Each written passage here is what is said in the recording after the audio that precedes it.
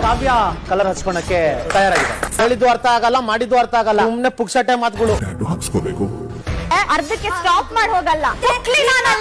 Big boss ಮನೆಯಲ್ಲಿ villain ಆಟ ಶುರು ಆಗ್ಬಿಟ್ಟಿದೆ.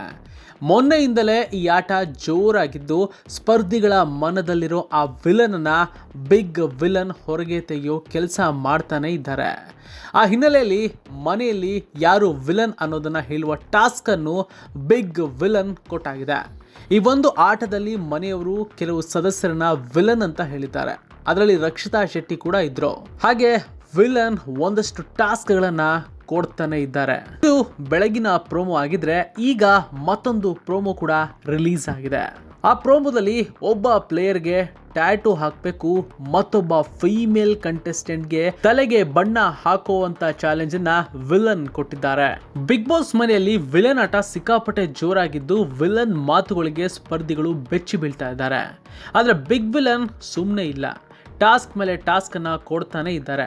ಇಡೀ ಮನೆಯ ಸದಸ್ಯರು ವಿಲನ್ ತರ ಗೆಟಪ್ ಹಾಕಿಕೊಂಡು ಆಟವನ್ನ ಆಡ್ತಾನೆ ಇದ್ದಾರೆ. ಬೆಳಗಿನ ಪ್ರೋಮೋ ಗಮನಿಸೋದಾದ್ರೆ ಮನೆಯಲ್ಲಿ ಈ ಒಂದು ಕೆಲಸವೂ ಆಗಿದೆ.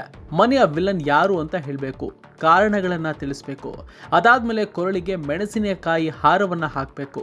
ಹಾಗೆ ಇಲ್ಲಿ ಗಿಲ್ಲಿ ನಟ ರಜತ್, ಅಶ್ವಿನಿ ಹಾಗೂ ರಕ್ಷಿತಾ ಶೆಟ್ಟಿ ಅವರಿಗೆ ಮೆಣಸಿನಕಾಯಿ ಹಾರ ಬಿದ್ದಾಗಿದೆ. ಇನ್ನು ಈಗಿನ ಪ್ರೋಮೋ ಗಮನಿಸೋದಾದ್ರೆ ಒಬ್ರು ಟ್ಯಾಟೂವನ್ನ ಹಾಕಿಸ್ಕೊಂಡಿದ್ದಾರೆ. ಅದು ಕೂಡ ಬಿಗ್ ಬಾಸ್ ಸಿಂಬಲ್ ಇರುವಂತ ಕಣ್ಣಿನ ಟ್ಯಾಟೂ.